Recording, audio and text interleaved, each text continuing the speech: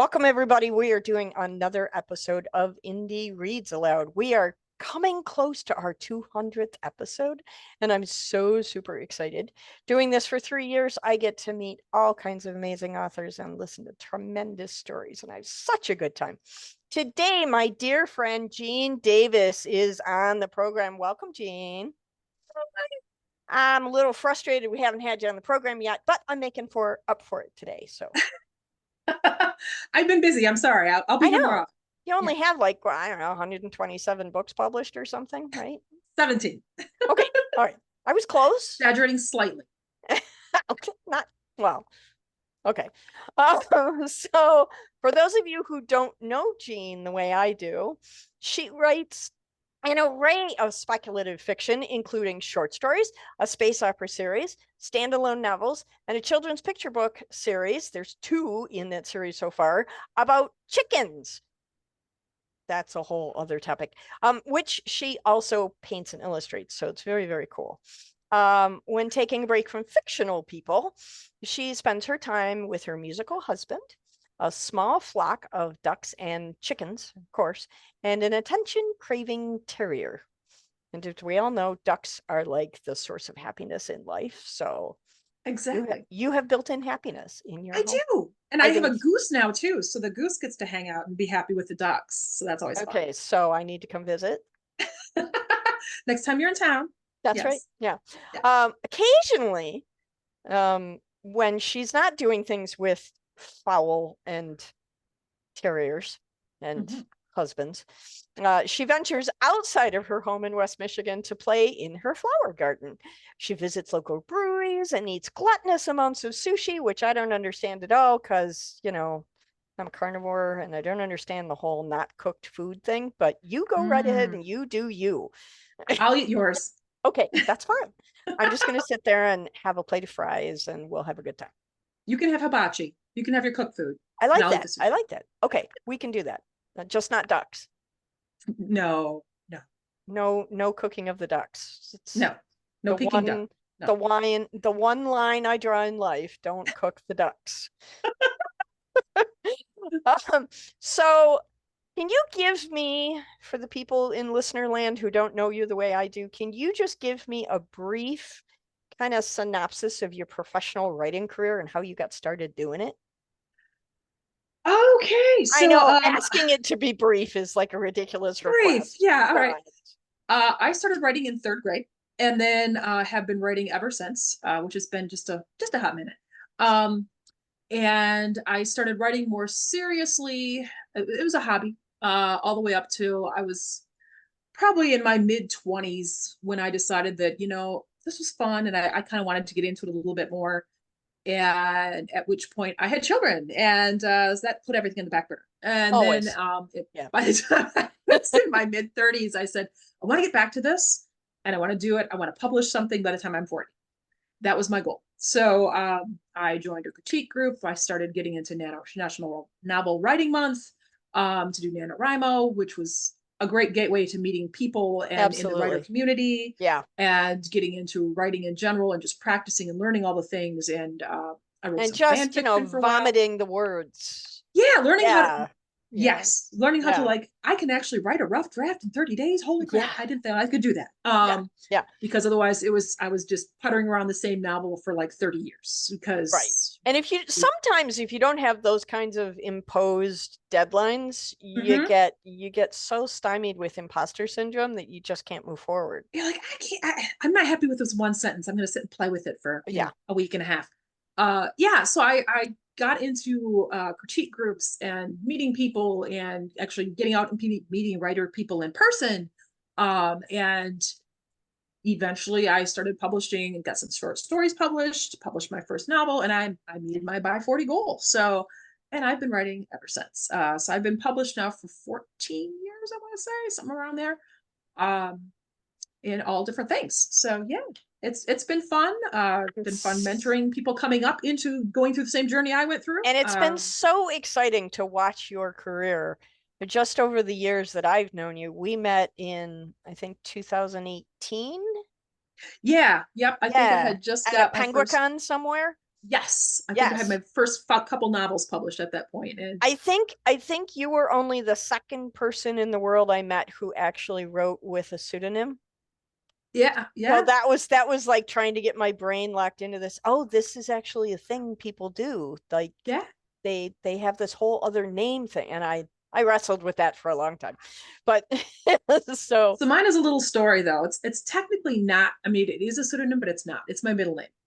mhm. Um, yeah. So mine is. I started writing with my middle name when I wanted to get published, and the first short story I'd published was called Solitude, and the editor contacted me. Says, "All right, we're going to publish this. What name do you want to publish under?" And I said, "I'm like, I didn't like I use my first name for everything." And I'm like, you know what? I always hated my middle name. I hated it with a passion because it's the name your parents called you when you were naughty. Oh, yeah. You know, like you heard all the names when you're like, Yeah, oh, yeah. what did I do? Oh no. And if you were And so I said, I'm Catholic like, and you had six of them, yeah. yeah, Yeah. yeah. I gave my daughter four names. Yeah, I Yeah. kind of, yeah, I was mean like Yeah. that.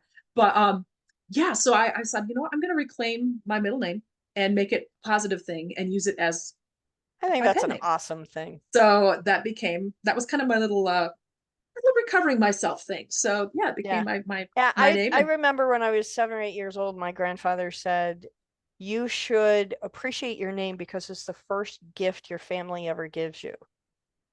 yeah, but sometimes you don't And like the gift. well, yeah, you want to return it? But Can I that exchange it for was something else? yeah, but that was the point where I said, okay, if you gave me a middle name, then I should use it. So I've been using my full name Mm-hmm. my whole life. It goes on my driver's license, it goes on everything I sign. Yep.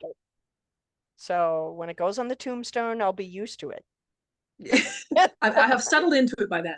Yeah. Right. Yeah. Exactly. So the book you just wrote, this is a fairly recent novel, Everyone Dies, right? Yes. Yep. That one And came it's out a this year. collection of horror short stories, which Yeah. is so And it, this it actually came out in January of 2023. So I guess it so it what is kind of so semi new, recent. but it's kind of a departure for you because you've been in this space opera series for what, 5 books? 7. 7. So I missed 2 along the way. Um, Yeah. One just came out so this year. 2 so actually. you stop. I need to catch up. Um, so tell me how that was for you, and then we'll hear a reading. But tell me how that was for you, kind of switching into that So other genre after doing space opera for so long. to be fair, Everyone Dies is fantasy and science fiction horror. So it Oh, is still my well, two okay. genres, You but broke a set. whole bunch of rules. Oh, I cross genres all the time. Come on now. Well, that's Rules are meant to true. be broken. That's true. Um, Sure. Anybody so I who's write read a lot Not of Another dark. Bard's Tale knows you break rules, so it's fine.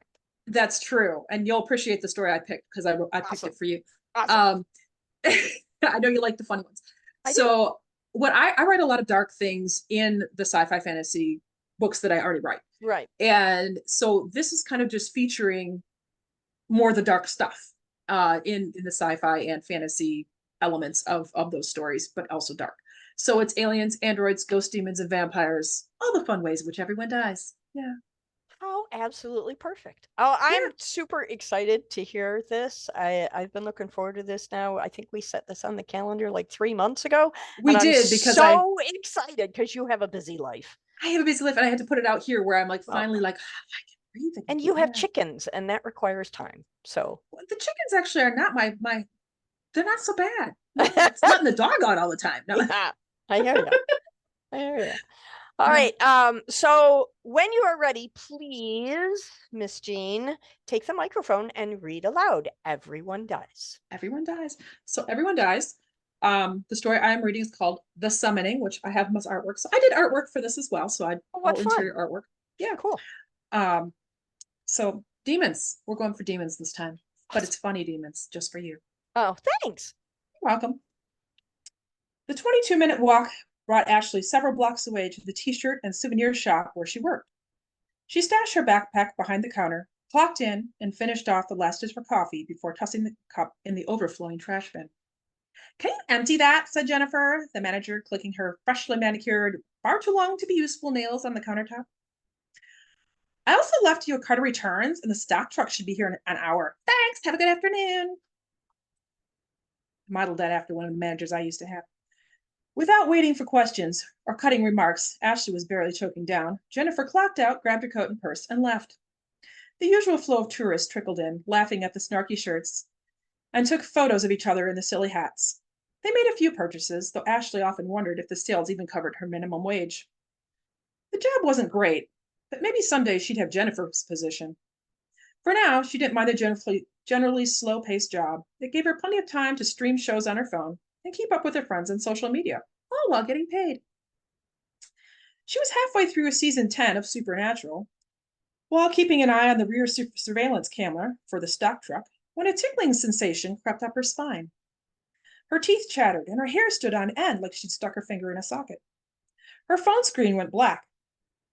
The jolt grew stronger until she couldn't move. The phone fell from her hand, clattering on the sales counter. A couple in the store glanced up at the noise and gasped. "Are you okay?" asked the man.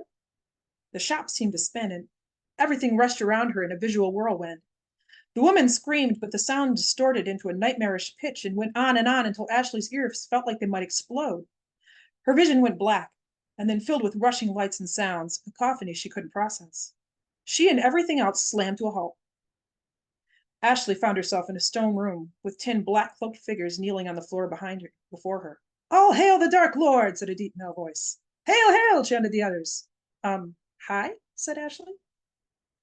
The foremost figure looked up. His hood fell back to reveal a thin male face with round wire-rimmed glasses. "What's this?" "It's a very good question. What is this?" Ashley said. She thrust her hands on her hips and adopted her best annoyed Jennifer face. The other figures looked up. Several pulled their hoods off their heads. An assortment of men and women, their faces unadorned by makeup, their hair in old-fashioned hairstyles, watched her. "Did you summon me?" she asked. Sure, that couldn't be true. The man in the front nodded, and then he stood. His eyes narrowed, and he scowled as he pointed to the floor. "You will serve us. We have trapped you here." Ashley looked down to find that she was standing in the middle of a red pentagram on the floor. Sparkling crystals that might have been salt ringed the outside points of the pentagram. Thick candles with flickering flames stood at each point. "Oh, I see," she laughed to herself. Clearly she'd fallen asleep watching the show. Well, if this was her dream, she could have fun with it, couldn't she? Deciding to see how far she could push the limits of her dream, she took a step forward into the salt circle. The robed figures watched her raptly. Enjoying herself, she pointed her tattered and stained sneaker toward the edge and put her foot over the circle. Nothing bad happened. Ashley laughed. At least in her dreams, she could look like a businesswoman that she'd seen this morning. She was successful and powerful, and people would do what she said, not the other way around. Trapped? I don't think so. How about you all serve me instead? One of the women screamed. The man beside her clamped his hand over her mouth. "Hazel, this is no time for hysterics." "Oh, it's the perfect time for hysterics," Ashley said. "This is the best sort of dream. What could she make these people do?" "Who summoned me?" she said. "It was I, Charles Chesterfield," said the thin-faced man proudly. Ashley left the circle and perused the anxious crowd. "Which one of you should I eat first?" "Eat?" squeaked Hazel. "Oh, yes, I haven't had a good meal in a long while. Frozen dinners and fast food get old fast. Though none of you look particularly filling." She pondered her options. "I suppose I should start with you, Charles Chesterfield." Charles blanched. "But we all said the incantation." Ashley waved her hands at the others. "Oh, don't worry, I'll get to you all eventually. I am the Dark Lord." "You don't look very dark," said one of the still-hooded figures in the back. "Demons don't wear clothes, not like those." Ashley scoffed. "And you would know? You spent a lot of time in the underworld? Do you think we all run around naked with our scales and horns and wings out for all to see? We have standards." "Show us your true form," demanded the troublemaker. She sighed. Even her subconscious wouldn't let her have a fun dream without throwing a spoil sport into it. "Maybe you haven't earned seeing my true form." The robed figure pointed at her. "Pretender!" Ashley wished she remembered some karate lessons from when she was 10, or that she dared throw a punch. But she'd never done that, and she didn't want to look stupid, even in her dream. "Enough," she roared. "If I'm not the demon you wanted, maybe I can help you get it. Maybe, if you do something nice for me." "Like what?" said Hazel. Ashley crossed her arms over her chest. "I want pie. A freshly baked pie, not a store-bought pie. Something fruity with crust on top." She'd been craving pie, like her grandmother used to make, for weeks and hadn't been able to find a suitable substitute to satisfy her cravings. I think there's a few pieces left from dinner before we started the ceremony, Hazel offered. I made it myself. It's raspberry. Will that do? Hazel grinned. Hazel, if you bring me 2 slices of raspberry pie, I promise I will let you live. Hazel daintily picked up the hem of her robe and rushed up the stairs to the back of the room. She returned a few minutes later with a painted porcelain plate bearing 2 slices of golden crusted pie and a 2-pronged fork. Ashley gave the fork a once-over and then dug into the pile. A rush of sweet goodness filled her mouth. Hazel, you are blessed among humans. Go upstairs and be free. Thank you, O Dark One. Ashley, with her mouth filled with another bite of pie, waved Hazel off. 2 other robed figures started to follow her. Hey, I didn't say you could go. She hoped they didn't push her because she had no idea if her dream would follow her pretend demon powers. Finding out she had none wouldn't work well for her image. Let's have it then. The incantation from the top. Go. The musical chanting made a nice background for her pie eating, like the old records her grandma used to play in the living room while they ate Sunday dinner in her house. A few lines of the incantation stuck out to her. She'd heard them before. On the show. Of course. She knew the words, being as that this was all in her head. You got that last line wrong. I'm not that fluent or anything, but I've heard the phrasing on like every 3rd episode for 10 seasons. She supplied the correct wording, proud of herself for fixing the error. Oh, thank you, said Charles. You are correct, of course. Would you mind helping us try again since you sent Hazel away? We need 10 people. Why not? After all, it didn't matter to her either way, and she wondered what her brain would supply for the demon. Maybe one of those hot, sexy demon-looking guys. She'd read enough paranormal romance at work to imagine some good visuals to work with. Hazel had taken her robe, but Ashley took her spot in the middle row of the chanters, beside Hazel's non-hysteric friend, and followed along the best she could. Despite the candles on the floor and on the walls, the room grew darker, like a black fog was filling the damp space. Ashley shivered. Sparks appeared above the pentagram, and then suddenly a tall, shadowy figure stood in the middle of the 5 candles on the floor, inside the salted circle and painted lines. Broad, glistening wings spread out from its back, and a deafening roar pierced her ears. Everyone fell to their knees but her. Her legs were too locked in place to even consider moving. All hail the Dark Lord, yelled Charles. Hail, hail, chanted the others.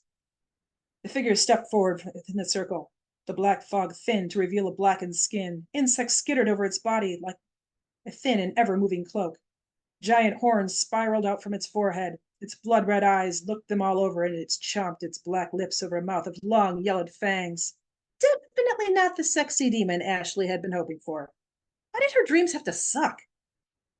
Who dares summon me? Asked the demon in a booming voice. I, Charles Chesterfield, have summoned you, Dark One. You are trapped, and you will serve me. The demon threw back its head and laughed. I serve no human.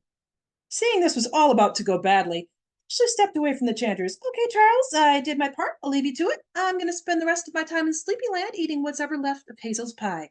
Ashley started for the stairs. A burning clawed hand snapped out across the room to clamp down on Ashley's shoulder. No one leaves. Let go! She tried to pry the claws off her shoulder to no success. She expected the arm to be stretched thin, having extended from the demon trapped in the pentagram. But it wasn't stretched thin, nor was the demon still trapped. Rancid breath in her face made her want to throw up. Ashley gagged. For disturbing me, I demand payment. There's pie. I'll get you some, offered Ashley. The demon leaned over the body closest to her, and it stretched its mouth impossibly wide. It bit one of the hooded heads cleanly off the body. It chewed, bloody bits running down its face. Ashley shook her head, averting her eyes from the gruesome sight. She really needed to stop watching horror movies. Look, this is my dream, and I said you can't eat me. The demon laughed. There are no dreams here, human. You were summoned, just like me. Ashley's stomach went cold, and black spots rushed before the edges of her vision. No, that can't be. The demon caught Charles as he tried to run up the stairs. It let go of Ashley to rip Charles in half, and then proceeded to eat his heart as though it were a prized treat that had been hidden inside. The room filled with screaming and a rush of bodies. The demon merely devoured one robed figure after another. Through it all, Ashley couldn't move. There was nowhere safe to run. Covered in blood and entrails, the demon turned back to Ashley. Your turn. You could just send me back. I don't think so. It's your fault I'm here at all. The demon bared its fangs as its mouth grew wider and wider. Glistening blackness surrounded Ashley as the demon's mouth closed, encasing her inside. She screamed and screamed, but no sound came out. She beat against the soft walls, but its mouth didn't open. The space grew smaller and smaller, tighter around her, until her bones crushed, and Ashley was no longer. The end of Ashley. Okay, that was just so much fun. Um, you write snarky horror really, really well. You. That was one of my favorite ones to write. The rest of there's one other funny one in the book. The rest of them are not funny. There's some snarky, but they're not meant to be funny. I'm gonna go buy the book anyway. So and you'll have to sign it for me the next time I see you. Oh, definitely. Yes. Thank you. I appreciate that. So all right.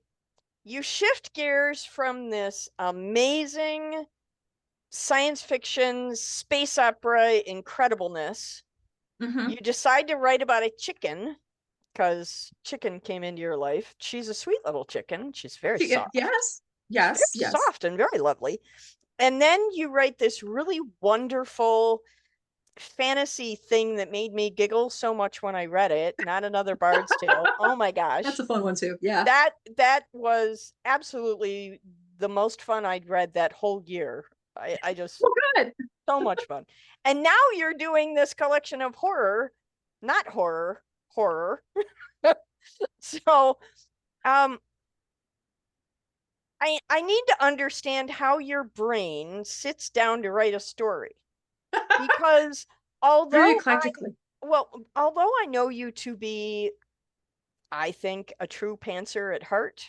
I think we've had that conversation. We have, times. Yeah. When you sit down to write a story like this, mm-hmm. does the pie just show up, or do you plan that? So what I did, I'm trying to remember what story was written before this. My funny thing was with this book, and I don't remember if the pie was the thing. I had written some of these stories I had written a long time ago, and they were just sitting on my hard drive. And then some of them I wrote in the past, just before this came out, where I wrote them intentionally for this book, and that was one of them. And as I was bringing them to occasional ones to writers group, and I was saying I was going to put this in a collection, and they said, well, is there some like common tie with the story is either you're putting in this? I'm like, other than that they're dark tales, not necessarily. But that got me, it's these little things people say that like the brain just goes, we could work with that. Things start turning. And so I ended up putting like a breadcrumb. So each story has something that leads it. So in the first story, then something, the second story like calls back to that one. So there's something in each one that kind of breadcrumbs through. And it's just like a tiny detail. And I don't remember if it was the pie. But I had that in mind that I was going to write certain things each time. That's super fun because then the whole book is connected. And so like pie randomly, like, what can I throw into this that's totally like off the wall? And I'm like, pie. Sure. Yeah. I think it's super fun. And then one last question before I let you go, because this is a program where we discover new books, we get to hear new stories, but we also talk about writing. Yes. And I want you to just take a couple of minutes and tell me about this amazing writers group that you're a part of. I noticed a link to it on your website, and I loved the name of the group because I thought it just fit so absolutely perfectly. It has I'm going to let you talk about the group, but it has this kind of desperate, eclectic, hopeful kind of name for it. Do you know the group? Okay, now you're going to have to remind me what you're talking about. I'm concerned because I don't want to get the title out of order, but it's a support group for writers. Oh, the Insecure Writers Support Group. Okay. Thank you. So I'm like, I'm a part of several groups. I didn't want to get it wrong being the Writers Insecure Support Group. I wanted to make sure that it's about insecure writers and a support group for them. Yes. Right. Yeah. So I've been in that actually for a long time. I went back and I'm like, how long is it? I'm like, it's been a long time. I didn't really realize it. So it's a blog hop we do every month. And anyone can go sign up if you're a writer, if you have a blog. And a lot of people don't have blogs anymore, but I've had a blog for a long time. And it's just a once a month post about writing. So if you're having like an insecure moment about you're having imposter syndrome, or you can't figure out how to formulate whatever sentences you're trying to put together, or you've never tried some sort of pacing or perspective or whatever element of story writing that you're not feeling secure about and you want to talk about it, a bunch of people come to I your blog found myself in a or you up. tremendously comforting rabbit hole this afternoon, just Yeah, reading article after article.